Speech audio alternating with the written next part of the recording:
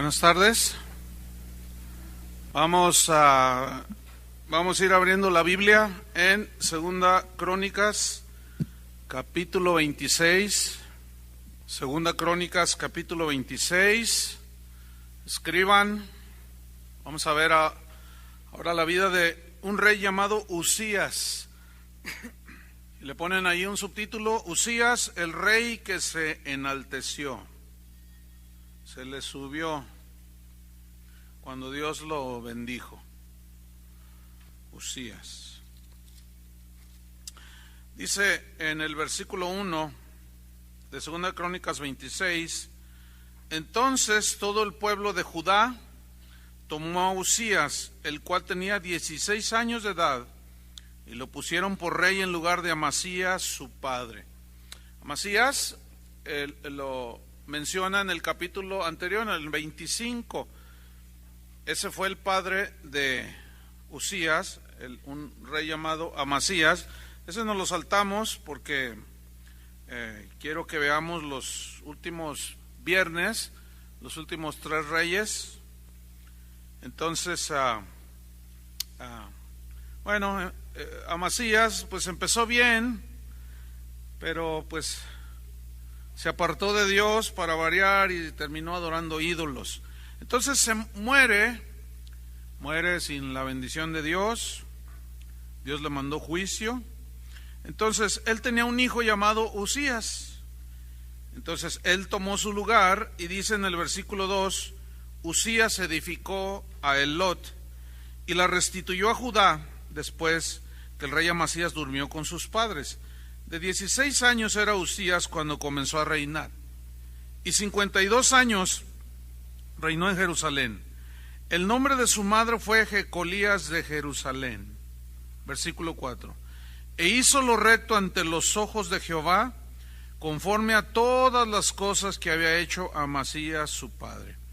La frase hizo lo recto significa que hizo lo derecho, lo íntegro, lo razonable, lo que Dios demandaba de un rey. Pero luego añade que conforme a las cosas que había hecho Amasías su padre. Vamos a ver en el capítulo 25, versículo 2, qué es lo que dice la Biblia respecto a su padre.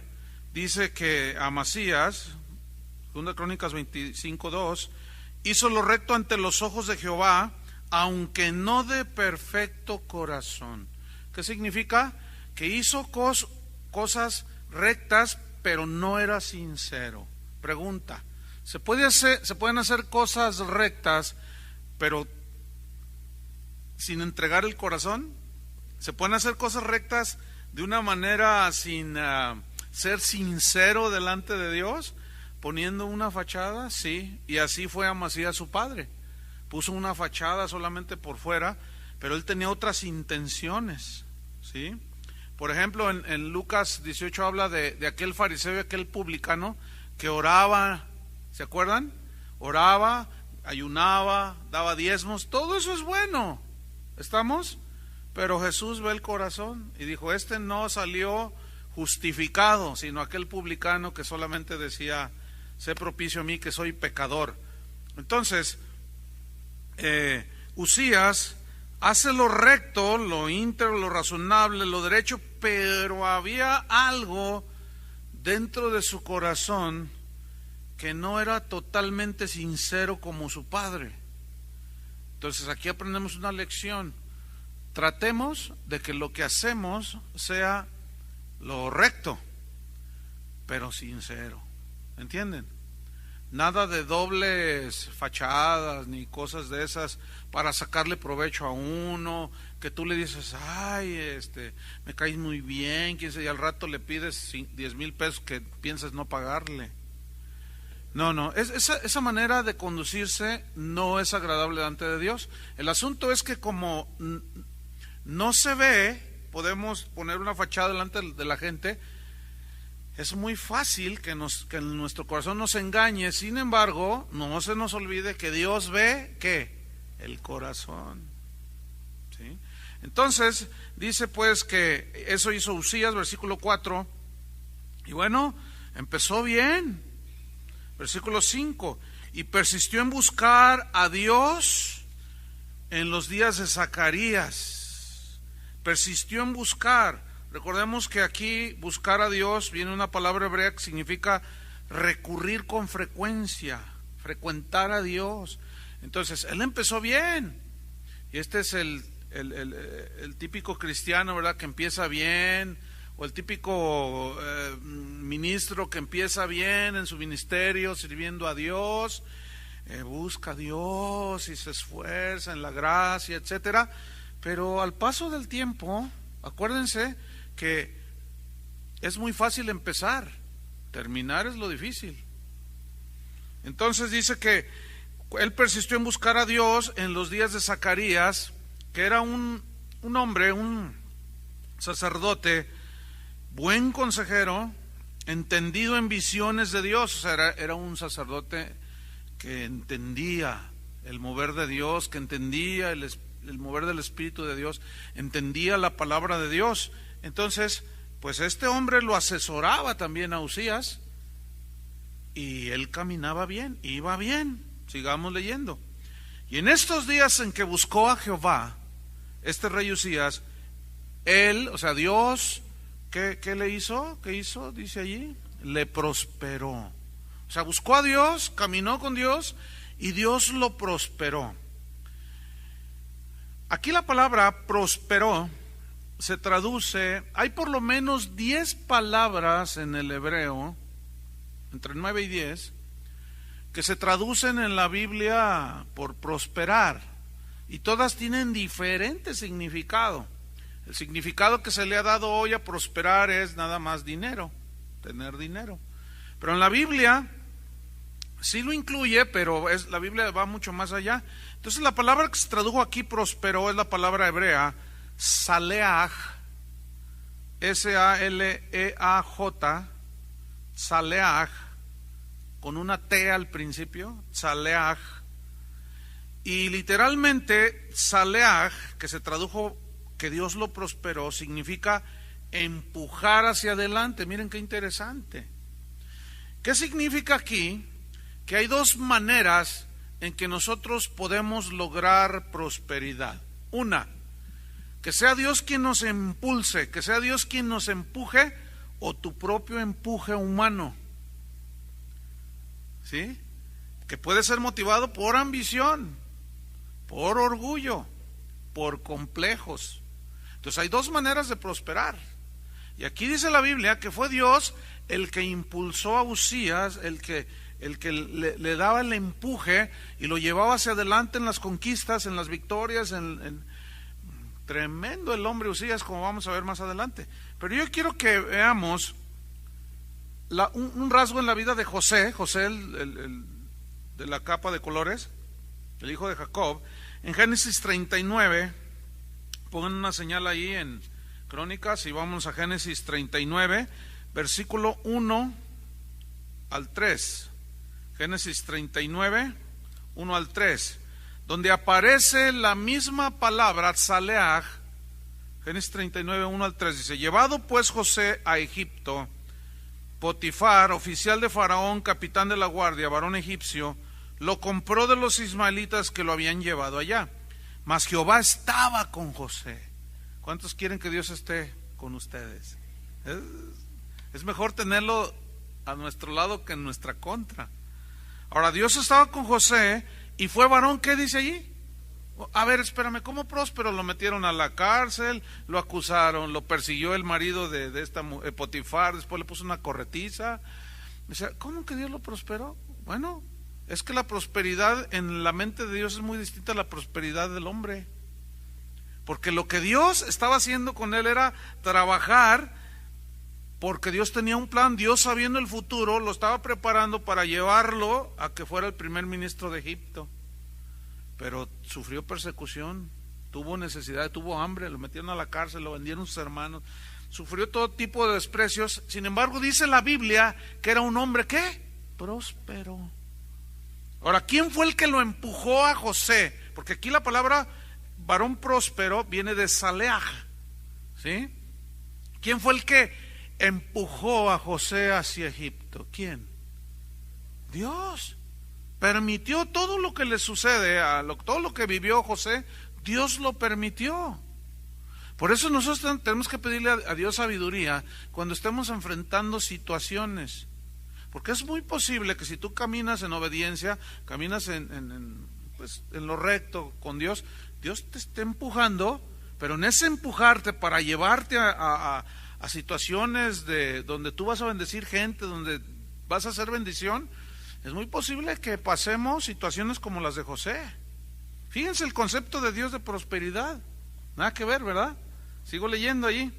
Varón próspero y estaba en la casa de su amo el egipcio, y vio su amo que Jehová estaba con él, y que todo lo que él hacía, Jehová lo hacía prosperar en su mano. ¿Quién hacía prosperar todo lo que José hacía? Dios. Y ahí otra vez sale Dios lo hacía prosperar, porque la mano de Dios estaba en José, y a pesar de las tribulaciones que él estaba viviendo, no se quejó, no se amargó. Y esa es una de mis, a mí en lo personal, de mis historias bíblicas favoritas, la vida de José. Pero volvamos acá con el rey Uzías. Entonces, él caminó con Dios, hacía las cosas rectas, pero dejó algo allí en el corazón, algo que más adelante sale. Entonces, en los días que buscó a Dios, ¿qué sucedió? Dios le prosperó. Ahora, tú puedes prosperar por tu propio empuje humano. Por eso la Biblia dice, fíjate, la Biblia no está peleada con que tú seas alguien que hace cosas interesantes en el mundo. Por ejemplo, Santiago dice todos aquellos que dicen mañana iremos a tal ciudad y comerciaremos y ganaremos. Dice, esa es pura jactancia, dice Santiago. Más bien deberíais de decir, si Dios quiere, iremos, comerciaremos y ganaremos. Entonces notemos que Dios no está en contra de prosperar a sus hijos. El problema está en la autosuficiencia, en el orgullo, en la soberbia que puede tener el cristiano en su búsqueda de las cosas materiales. Dice, más bien, cuando Santiago dice, más bien deberíais de decir, si Dios quiere, significa que hay un buscar a Dios. Señor, ¿es tu voluntad que yo haga esto? ¿Es tu voluntad que haga este negocio? A veces Dios te va a decir, no, pero es muy jugoso el negocio, Señor, y te doy tu diezmo. Y Dios te dice, no te involucres con ese. Tantos casos que yo les podría contar de gente que no fue sensible a la voz de Dios. No te involucres con él en ese negocio. Pero como lo vieron muy jugoso, etcétera, al rato los fraudearon y después lloraron. Entonces es importante si Dios quiere. Y para saber si Dios quiere tenemos que buscar a Dios. Tenemos que frecuentar a Dios. Que sea Él el que nos impulsa, hermanos. El que nos lleva a donde Él quiera llevarnos. Entonces, prospera Uzías. Versículo 6. Y salió y peleó contra los filisteos. Y rompió el muro de Gad y el muro de Jabnia y el muro de Asdod y edificó ciudades en Asdod. Fíjate, edificó ciudades, O sea, no hizo una casita. Hizo ciudades enteras en la tierra de los filisteos. Versículo 7. Dios le dio ayuda contra los filisteos. Fíjate la prosperidad de este hombre, Y contra los árabes que habitaban en Gur-Baal y contra los amonitas. Y dieron los amonitas presentes a Uzías. O sea, lo reconocieron como alguien que no podemos contestar, Dios está con él. Y hasta regalos le daban. Y se divulgó su fama hasta la frontera de Egipto, dice, porque se había hecho altamente poderoso. Escúchenme bien, siempre, aún en la prosperidad que Dios dé, siempre hay un peligro, hermanos, siempre. No sé qué situación sea más peligrosa, disciérnanla ustedes, si tener lo suficiente o estar bien prosperado. Pero ¿saben una cosa? ¿Saben? Las dos son peligrosas, porque el que no tiene siempre está codiciando. Y luego el que logra tener algo por la bendición de Dios, luego se enaltece. Las dos situaciones son peligrosas, pero aquí dice que se hizo altamente poderoso. O sea, el poder centrado en un hombre es peligroso. Alguien por ahí dijo el siglo pasado que el poder corrompe. No siempre, pero casi siempre. ¿Sí? Mira, nada más dale a alguien que apenas sabe escribir, ponlo de policía, ponle una placa, dale una pistola y adiós. Se siente Juan sin miedo. Y se vuelven bien prepotentes, ¿se han fijado en eso? Pero también ve a alguien que empezó de la nada, empieza a prosperar, tiene una fábrica, dos, y al rato, una soberbia impresionante. Vean a un ministro que empezó de la nada y Dios lo empezó a empujar, lo empezó a bendecir, lo empezó a prosperar, tiene 300 personas en su iglesia, 400, 500, y ya se siente la última Coca-Cola del desierto, o la última Alka-Seltzer después de cenar muchos tacos. Porque el corazón es traicionero, hermanos. Cuiden su corazón. ¿Cuántos dicen así es? Hay que cuidar el corazón. Cuando veas que Dios te empieza a usar, cuando veas que empieza a crecer el asunto, que no se enaltezca tu corazón. El poder, hermanos, el poder que Dios nos ha dado, hay un poder que Dios ha puesto en nuestras manos. Dice la Biblia que el Evangelio es el poder de Dios para salvación. Pero noten cómo hay ministros que usan el poder de Dios para ellos beneficiarse. De esto se ha tocado mucho el punto.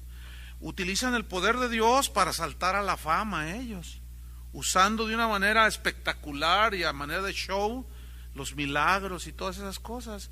Entonces los corrompe el mismo poder, se hacen famosos y al rato no le quieren hablar ni hasta a nadie. Llegan en limusina y todo ese tipo de cosas. Bueno, se hizo altamente poderoso. Seguimos versículo 9. Edificó también Uzías torres en Jerusalén, junto a la puerta del ángulo y junto a las puertas del valle, junto a las esquinas, y las fortificó. Asimismo edificó torres en el desierto y abrió muchas cisternas. Fíjate el sistema de riego que implementó, porque tuvo muchos ganados, así en la Céfela como en Las Vegas, y viñas y labranzas, así en los montes como en los llanos fértiles, porque era amigo de la agricultura. El hombre diseñó un sistema de riego que para ese tiempo era impresionante. No había otro sistema de riego como el que este hombre había diseñado, porque le gustaba la agricultura. Y todo por el empuje de Dios, fíjate. Versículo 11. Tuvo también Uzías un ejército de guerreros, los cuales salían a la guerra en divisiones, de acuerdo con la lista hecha por mano de Jehiel escriba, y de Maasías gobernador, y de Ananías uno de los jefes del rey. Todo el número de los jefes de familia, valientes y esforzados, era 2,600. Y bajo la mano de estos estaba el ejército de guerra de 307,500 guerreros. Ese sí que era un ejército bien entrenado, bien alimentado, bien dirigido. Era poderosísimo este hombre. Guerreros poderosos y fuertes para ayudar al rey contra los enemigos. Y Uzías preparó para todo el ejército escudos. Fíjense cómo los armó, escudos, lanzas, yelmos, corceletes, arcos y hondas para tirar piedras. Fíjense el versículo 15. E hizo en Jerusalén máquinas inventadas por ingenieros para que estuviesen en las torres y en los baluartes, para arrojar saetas o flechas y grandes piedras. ¿Saben que, este Uzías existió 800 años antes de Cristo? Y la arqueología, no solo bíblica, sino secular, o sea, la arqueología en general, atestigua que fue en esta época cuando aparecieron este tipo de armas. ¿Las han visto en las películas? Esas catapultas que aventaban unas rocas impresionantes. ¿Quién las inventó? Este rey. Increíble, ¿no? Realmente era notable la gloria y esplendor que logró tener, o Dios le dio, deslumbró a todo el mundo. tremendo hombre. O sea, tenía una sabiduría, pero aparte de eso, a su alrededor tenía gente muy ingeniosa, ingenieros, dice, que fabricaron armas. No, ¿quién se les ponía enfrente? Impresionante este hombre. Seguimos leyendo. Y su fama, estoy en el 15, se extendió lejos, hasta los confines. Su fama llegó hasta lo más recóndito de la tierra. No, hay un rey, que Dios está con él. Tremendo el hombre, porque fue ayudado maravillosamente. Qué frase, ¿eh?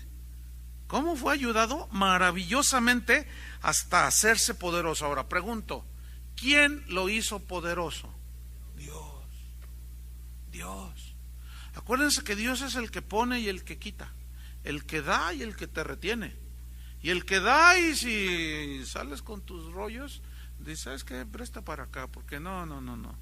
Pareces niño con juguete nuevo. Entonces, dice, se hizo altamente poderoso. Versículo 16. Aquí viene el pero. Mas cuando ya era fuerte, su corazón se enalteció para su ruina. Wow, qué lección, hermanos. Qué lección. Mas cuando ya era fuerte, su corazón se enalteció. Y este versículo me recuerda a un angelito que anda por ahí. ¿Saben cómo se llama ese ángel? Luzbel. Ay, digo, no entienden. Bueno, ya están cansados, yo entiendo. Y ahorita ya no les funciona, ¿no? Pues ¿cuál ángel? Me recuerda a una historia de un angelito que era, su vestidura era el grueso allá en el cielo, junto con Gabriel. Vamos a leer un poco de él en Isaías 14. Isaías 14. Ya están cansaditos, ¿verdad? Ya ahorita los dejo ir a su casa. Isaías 14. Versículo número 12. ¿Cómo caíste del cielo, oh lucero, hijo de la mañana? Cortado fuiste por tierra, tú que debilitabas a las naciones. Fíjense. Tú que deseas en tu corazón, subiré al cielo, en lo alto, junto a las estrellas de Dios. Levantaré mi trono, y en el monte del testimonio me sentaré a los lados del norte. Sobre las alturas de las nubes subiré, y seré semejante al Altísimo. ¿Qué sucedió? La Biblia dice en Ezequiel cómo fue creado Satanás. Dice que en medio de instrumentos musicales, sus vestiduras estaban llenas de piedras preciosas, de diamantes, de perlas, de esmeraldas. Los primores de los tamboriles, de las flautas, dice, fueron preparados para él el día de su creación. Querubín protector. Ya lo hemos mencionado antes, pero Satanás no es ni rojo, ni tiene cuernos, y tampoco tiene cola. ¿Saben qué es el ángel más hermoso de la creación? Tanto que la Biblia dice que deslumbraba a todo mundo, lucero de la mañana, luz. O sea, era el más hermoso. Y fíjense, él tiene la capacidad de transformarse. Y ahora se hace pasar por ángel de luz, pero es tinieblas, porque en él se originó la maldad. ¿Qué sucede entonces? Empezó él, porque se entiende que él era el director de toda la adoración que se le brindaba a Dios en los lugares celestiales, allá en aquellas lejanas galaxias, hace quién sabe cuántos millones de años luz. Entonces, como de pronto dice que se empezó él a considerar a sí mismo, dijo, no, pues, ¿por qué todo Dios? Yo también, yo mira todo, ¿cómo orquesto todo aquí? Y empezó a mirarse a sí mismo que él tenía cierto poder, y su corazón se empezó a enaltecer. Dice, me sentaré junto al trono de Dios, y seré semejante al Altísimo. Cuando alguien se enaltece en su corazón, está diciendo, empieza inclusive a rechazar a Dios. Aparte de rechazarlo, empieza a ponerse en el lugar de Dios, y empieza a querer arreglar y a dictarle a Dios las reglas de cómo se hacen las cosas. Nada más ridículo que eso. Ahorita vamos a ver qué fue lo que hizo Uzías, de cómo se enalteció y empezó a tomar posiciones y poses que no le correspondían. Qué triste es cuando un cristiano se enorgullece, pero es mucho más triste cuando uno que se diga ministro es un soberbio. Se siente el divino redentor, se siente el que solamente Dios le habla a él, y un sinfín de cosas que se nota cuando alguien está ensoberbecido por lo que enseña, por lo que dice, por cómo se conduce. Todo gira alrededor de él, todo está centrado en él. Lo que dice él es palabra de Dios, y si alguien osa de alguna manera decirle, oiga, pero la Biblia dice esto, aquí yo mando, te dice. Y se escudan con que soy ministro, profeta y apóstol de Jehová, dice. Volvamos con Uzías. Entonces enalteció su corazón, pero fíjate, para su ruina. ¿Cuántos han caído cuando han dejado que el orgullo llene sus corazones? Porque se rebeló contra Jehová su Dios. ¿Qué fue lo que hizo? ¿En qué consistió su rebelión? Nos dice el versículo 16. Entrando en el templo de Jehová para quemar incienso en el altar del incienso. ¿Qué? ¿A quién le correspondía quemar el incienso en el templo? A los sacerdotes. Esto está ahí en Números 3, versículo 4. Dios había escogido a la tribu de Leví como sacerdotes para que ellos le ofrecieran a Dios. Entonces, fíjate, Dios nos reparte autoridad, nos da talento, nos da dones, etcétera, y tú tienes que funcionar en ellos, pero sin transgredir la palabra de Dios. Es que hay tanto que decir sobre este punto. Es que ahora hay algunos que tratan de reinventar las escrituras. Le dan otras interpretaciones que por siglos, durante 2000 años, los primeros cristianos y la iglesia en general no creían lo que siempre ha estado escrito, pero ahora algunos han reinventado el evangelio. Y ahora le están diciendo a Dios cómo se hacen las cosas. Por ejemplo, una de las instrucciones del Espíritu Santo por boca de Pablo fue: yo les escribí que no se junten con ninguno que llamándose hermano fuera un idólatra, fuera un adúltero. Con esos ni coman. ¿No dice así? Pero ¿qué hacemos ahora? Reinventamos el asunto y decimos, no, es que debe de haber, tenemos que tener amor, y confunden todo y malinterpretan todo. Una cosa es el amor, pero la disciplina es manifestación del amor.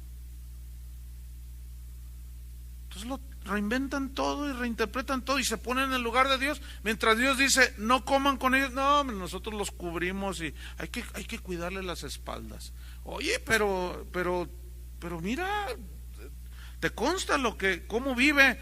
Sí, pero ¿quién no peca? A ver, además, si nosotros decimos algo de él, pues está bien ungido y no va a ser piedra de tropiezo para muchos que empiezan, y les empezamos a tapar. Cuando Dios si a David no le tapó su pecado, ¿tú crees que ahora el Señor nos va a tapar a nosotros? Si al varón que fue conforme a su corazón no le tapó su pecado, tú tienes acceso a la Biblia para leer. ¿Quién dictó para que se escribiera la vida de David? Dios. Porque con Dios no se juega, y Dios es santo y Él no le tapa a nadie. Pero ahora resulta que algunos dicen que Dios sí les tapa a algunos. Alguien tiene que estar equivocado, alguien tiene que tener la razón. Yo me quedo con las escrituras. ¿Con qué te quedas tú? Yo con las escrituras. No hay vuelta de hoja, como dice el dicho por acá. No hay dónde buscarle más. La palabra de Dios siempre tendrá la razón. Versículo 17. Y entró tras él, o sea, él entra allí a ofrecer incienso, y entró tras él el sacerdote Azarías, y con él 80 sacerdotes de Jehová, varones valientes, que se fueron detrás de Uzías. Y ahí va, bien espiritual el hombre, con su incensario, a ofrecerle. Qué tremendo. Versículo 18 dice, y se pusieron contra el rey Uzías. ¿Qué? ¿Contra el ungido de Jehová? Sí. No sé cómo leen ustedes. O sea, esto se llama confrontación, como la confrontación que hizo Pablo con Pedro en el capítulo 2 del libro de Gálatas, de la carta a los Gálatas, que lo reprendió delante de todos por su comportamiento que no era de acuerdo a la palabra de Dios, y lo reprendió delante de todos. Hubo una confrontación. ¿Ustedes creen que Dios ha dejado a un lado la confrontación? Debo decirles que no.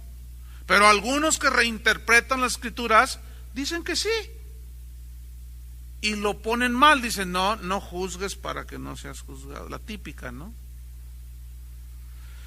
Entonces viene a la confrontación, se pusieron en contra del rey Usías y le dijeron, no te corresponde a ti, oh Usías. Punto.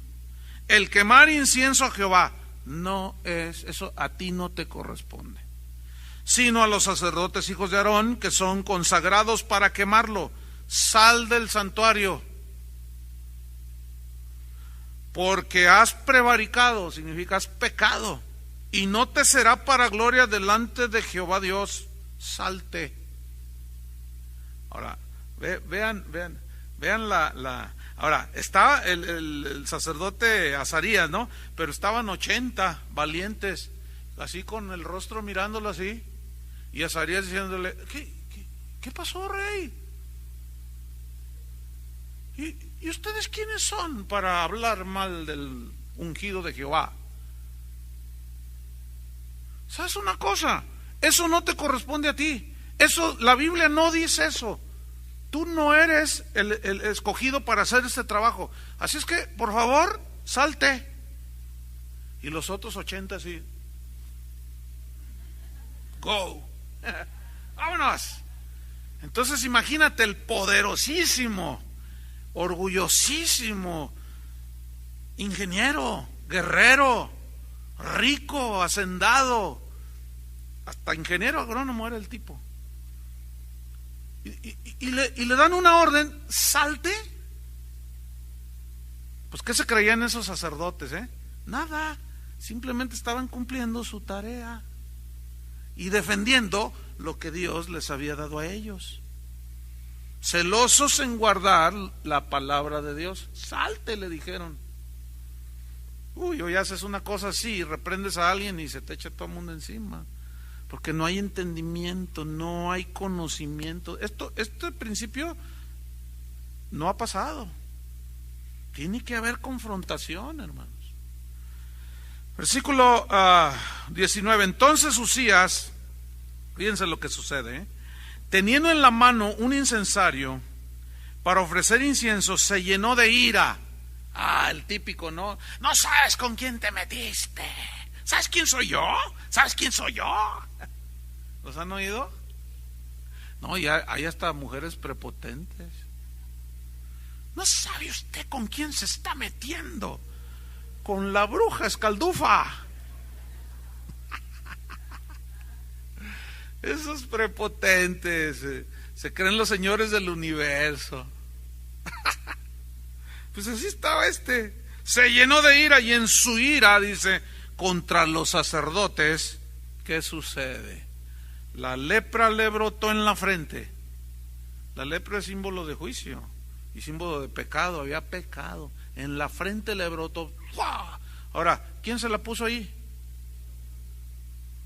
Se la puso en la frente para que todos la vieran. Delante de los sacerdotes en la casa de Jehová, junto al altar del incienso. Y le miró el sumo sacerdote Azarías y todos los sacerdotes, y aquí la lepra estaba en su frente. Y le hicieron salir apresuradamente de aquel lugar. Ahora, le hicieron salir, aquí la idea es, menos estás leproso, menos en la presencia de Dios, porque acuérdense que al leproso lo tenían que echar fuera de la ciudad. Había ciudades afuera de refugio, le llamaban, donde los leprosos, en ese tiempo la lepra era incurable.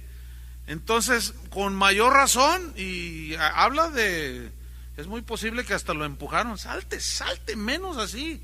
Entonces imagínate el orgullo del gran poderoso Ya había ganado hasta Grammys. No, es que era famosísimo el hombre. Se había hecho poderoso y rico, ingenioso, todo. Y con todos sus premios, te me sales de aquí. Y que lo corren, lo sacaron. Y no es una escena así muy, por favor, rey, te me sale. No, órale. Qué tremendo.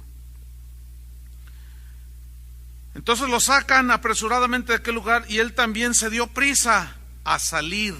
O sea, todo su orgullo, todo quedó pisoteado allí. ¿Por quién? Por Dios. ¿Quién lo humilló?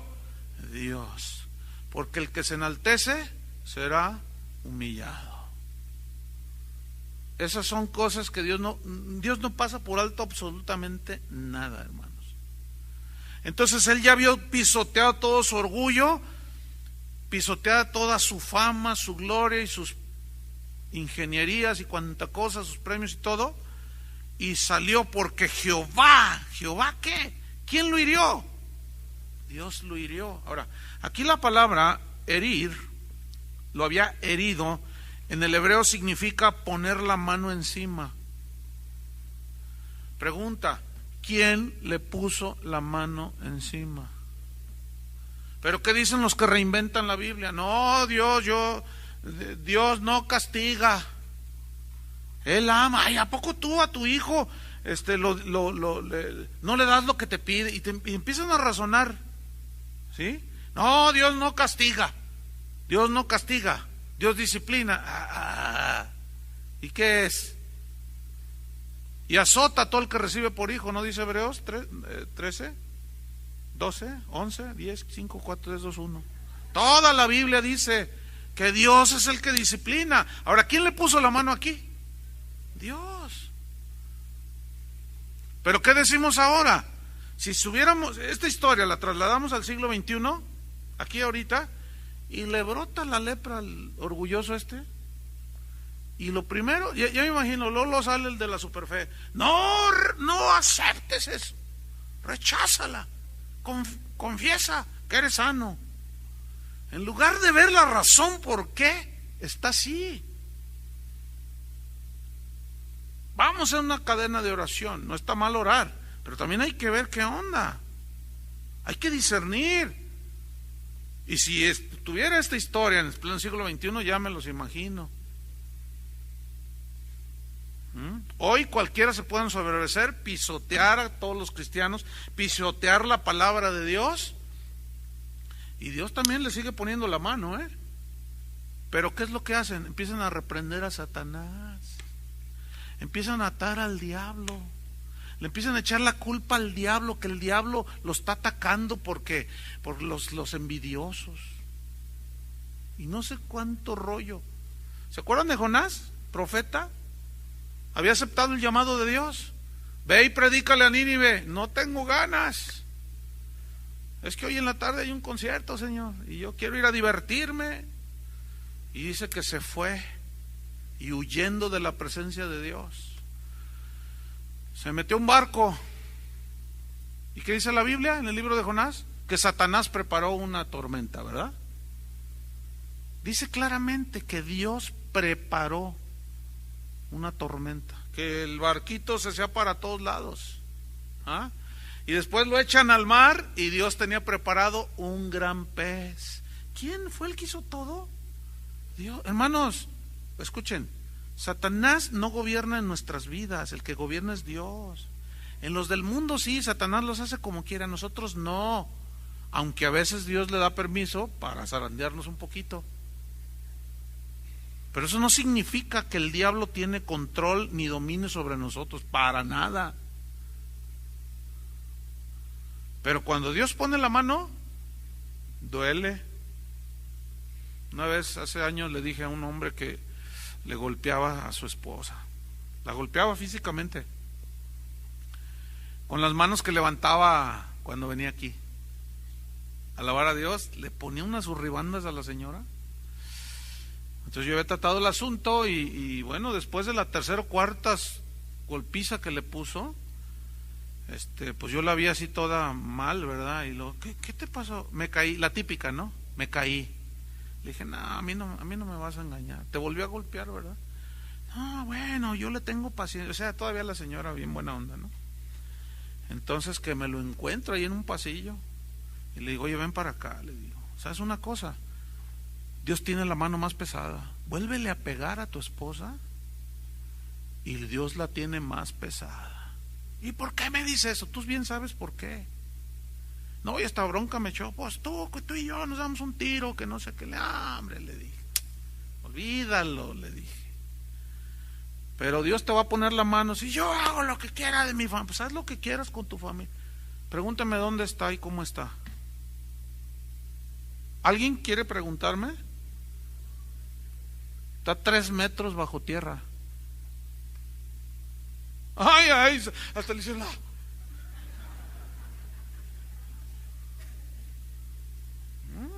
Es en serio, con Dios es en serio. Aquí está. No, a mí no me vengas con tus payasadas. Órale. No, hermanos, con Dios es en serio la cosa. Yo no sé qué pensamos a veces que podemos hacer lo que nos dé la gana. Sí lo podemos hacer. Pero Dios es un Dios santo y justo. Y tu orgullo y soberbio, todo eso Dios la va a pisotear. Porque Él resiste a los soberbios. No, pues le fue mal a este hombre. Vámonos sobre el final. Porque Dios, Jehová, lo había herido, puso su mano encima, eso significa. También la palabra hebrea que se traduce por herir, significa castigar, significa golpear. ¿Se acuerdan cómo Dios metió en sujeción a Pablo cuando le permitió un aguijón? Un mensajero de Satanás que me abofeté para que no me enaltezca sobremanera. Porque Pablo, él reconocía bien, fíjense la humildad de Pablo, reconocía que era propenso a enorgullecerse. Y él lo entendió, lo discernió y lo escribió, guiado por el Espíritu Santo. Cuando él tuvo esa experiencia que fue al tercer cielo y escribió, y para que la grandeza de las revelaciones no me exaltasen sobremanera, me fue dado un aguijón, un mensajero de Satanás que me abofeté. En ese caso Dios permitió, fíjate, que un mensajero de Satanás le pusieron a su ribanda, pero él entendió, y he rogado al Señor que me lo quite, porque me duele. Y Dios estaba pisoteando su orgullo y su propensión a la soberbia. Y Dios me ha dicho, no, una vez, 2, no, 3, no, bástate mi gracia. Y humildemente, Señor, me basta tu gracia. Qué tremendo, ¿no? Hay de hombres, hay de siervos de Dios a siervos de Dios, ¿eh? Entonces, Dios le puso la mano y lo hirió. Versículo 21, vámonos sobre el final. Así el rey Usías fue leproso hasta el día de su muerte. ¿Se acuerdan cómo dice el versículo 16 que se enalteció su corazón para su ruina? Fíjense cómo terminó, ¿eh? Todo el esplendor y gloria que él había logrado, en un momento se vino abajo. Qué tremendo, ¿no? Estas historias, dice Pablo, se escribieron para nuestra enseñanza. Entonces dice que estuvo leproso hasta el día de su muerte y habitó leproso en una casa apartada, por lo cual fue excluido de la casa de Jehová. Fíjate qué terrible, qué fin tuvo. Y Jotam su hijo tuvo cargo de la casa real, gobernando al pueblo de la tierra. Los demás hechos de Usías, primeros y postreros, fueron escritos por el profeta Isaías, hijo de Amós. Y durmió Usías con sus padres y los sepultaron con sus padres en el campo de los sepulcros reales, porque dijeron, leproso es. Y reinó Jotam su hijo en lugar suyo. Déjenme terminar en el versículo 22. Dice que Isaías escribió más sobre Usías. Vamos a Isaías 6 y terminamos. Isaías 6. Vamos a ver qué sucedió allí. Isaías 6. Bueno, ya vimos la grandeza que Dios le dio, el esplendor, la fama, el poder maravilloso que tenía este rey que deslumbró a todo mundo. Fíjense, deslumbró a todo mundo, incluyendo a Isaías. ahí hay un peligro, fíjate, cuando tú ves a alguien con mucho carisma, con mucho don, no lo hagas tu ídolo. Sea el pastor, el cantante, menos a esos. Bueno, a ninguno. Porque, o mejor dicho, ¿por qué? Pues porque los ídolos Dios los tumba. Entonces hay gente que proyecta un carisma impresionante, entonces nos deja a todos embobados allí. Y luego más con el despliegue que hacen de milagros y de poder y de verborrea y cuanta cosa, que podemos quitar la mirada del Señor. Hoy se defiende más a esos que la palabra de Dios y que a Cristo mismo. De Cristo digan lo que digan, pero no me toques a mi becerro de oro, porque ese es lo máximo que hay para mí, dicen. Entonces fíjate lo que dice: en el año que murió el rey Usías, Isaías 6:1, en el año en que murió el rey Usías, vi yo al Señor sentado sobre un trono alto y sublime, en sus faldas llenaban el templo. Escuchen, tal era la gloria y esplendor de ese rey, que había eclipsado en las mentes espirituales de los que habitaban en el pueblo de Dios, que la gloria de Dios ya se les había borrado. Ya Dios, sabían que Dios por allí, pero ellos tenían toda su mirada puesta en ese rey. Isaías lo está reconociendo. Se tuvo que morir Usías para volver a tener una visión del Dios santo. ¿Qué tuvo que hacer Dios? Quitarlo del escenario, para que la gente no se torciera, para que la gente volviera de nuevo sus ojos a Dios. Cuando murió el rey Usías, vi yo al Señor sentado sobre un trono alto y sublime, sus faldas llenaban el templo. Fíjate qué visión tuvo. Por encima de él había serafines, cada uno tenía 6 alas, con 2 cubrían sus rostros y con 2 cubrían sus pies y con 2 volaban. Y el uno al otro daba voces diciendo: Santo, santo, santo, Jehová de los ejércitos, toda la tierra está llena de su gloria. Y los quiciales de las puertas se estremecieron con la voz del que clamaba, y la casa se llenó de humo. Entonces dije: ay de mí que soy muerto, porque siendo hombre inmundo de labios y habitando en medio de pueblo que tiene labios inmundos, han visto mis ojos al Rey Jehová de los ejércitos. Mira, cuando verdaderamente, escuchen bien esto, cuando verdaderamente está la presencia de Dios, no la emoción por oír un buen show, una buena verborrea en una predicación. Cuando verdaderamente está Dios allí, en el ministro, en aquel lugar donde se está ministrando a Dios, escúchenme bien, hay convicción de pecado, hay confrontación de pecado. Cuando no está, queda en pura emoción. ¡Ay, qué lindo, nos divertimos! ¡Aleluya! Pero siguen igual con sus vidas dobles, en una vida de pecado. Dice: ¡ay de mí! Muchos dicen: ¡ay, estuvo tremenda la presencia de Dios! Y sentía re bonito, casi volaba. No, hombre, si hubiera sido la presencia de Dios, ¿saben qué es lo único que podemos decir cuando es la verdadera presencia de Dios? ¡ay de mí! ¡ay de nosotros! Ven, la gente confunde, no sabe discernir la presencia de Dios. Cuando Jesús caminaba y lo miraban todos, hasta los demonios: ¿qué tienes contra nosotros, Jesús Nazareno? Cuando Jesús está y su evangelio está, la gente no está a gusto. No está a gusto. Contenta tampoco, porque el Señor redarguye todo. Pero la iglesia de hoy está tristemente como en los tiempos de Isaías. Tiene su mirada puesta en los poderosos magnates religiosos metidos en el evangelio, que te dicen: aquí está Dios, porque hay un montón de luces y cámaras de humo y 20,000 personas, y dicen: Dios nos visitó, avivamiento, dicen, y salen, golpean a sus esposas, tienen 2 mujeres, son fraudulentos, son tranzas. ¿Estuvo Dios ahí? Cuando Dios verdaderamente está en un lugar, la convicción de pecado es inevitable, hermanos. Por eso, donde se predica el evangelio, cuando entra gente que quiere oír lo que le gusta, Ay, no, aquí, a mí no me gusta porque siempre te están diciendo que eres pecador, ay, a mí no me gusta. Pues claro, no les gusta. Porque la palabra de Dios es como un espejo en el cual te miras así. Predica el evangelio y vas a ver. Los estás parando ante un espejo, y también tú, todos. Y nos vemos tal y como somos. Ay de mí, soy un hombre, ¿cómo he visto a Dios? Si soy un hombre tan pecador, tan débil, no soy nada.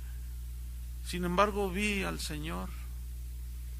Y dice que vio que los ángeles decían: santo, santo, santo. ¿Por qué no decían misericordioso, misericordioso, misericordioso? ¿Por qué no decían paciente, paciente, paciente? Justo, justo, justo. ¿Por qué? ¿Por qué dice Isaías que decían santo, santo, santo? Y luego él se dio cuenta que era un terrible pecador. ¿Por qué mencionó la santidad de Dios? Porque sin santidad nadie verá al Señor. Qué historia, ¿no? Cuando murió el rey Usías. No nos dejemos de alumbrar, hermanos, por nadie. Nunca quitemos nuestros ojos del Dios vivo, del Dios verdadero. Nunca quitemos nuestro enfoque de las Escrituras. No temamos ni tengamos temor de hablar la palabra de Dios, pero seamos valientes para confrontar las desviaciones de nuestro corazón con la palabra de Dios. Si nos humillamos, Dios nos enaltece. Si nos enaltecemos, Dios nos va a humillar. Amén. Señor, te damos gracias por tu palabra. Gracias porque estas pasajes bíblicos nos enseñan y nos hablan de que hay un Dios santo que no tolera la maldad ni el pecado, que conoce los más íntimos pensamientos, las intenciones del corazón, que conoce hasta lo profundo. Señor, escudriñanos, examínanos, oh Dios. Ve si hay en nosotros camino de perversidad y apártanos, Señor, límpianos, purifícanos. Y que cuando tu poder se manifieste, la autoridad que nos has dado, y podamos ver que tú nos empujas, nos impulsas y nos bendices, nos prosperas, que nuestro corazón permanezca con los pies en la tierra. Humilde, reconociendo siempre nuestra verdadera condición, reconociendo nuestra fragilidad, que nunca nos sintamos los indispensables, ni los señores de esta ciudad o de este país o del mundo. El Señor eres tú, el Santo eres tú.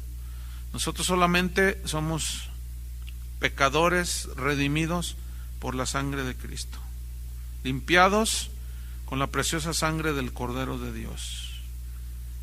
Señor, que nunca se nos olvide que todo el mérito es para ti, porque lo que has hecho con nosotros nadie lo pudo hacer, y lo que somos hoy lo somos por la gracia tuya. En el nombre de Jesús te lo agradecemos, Señor. Amén.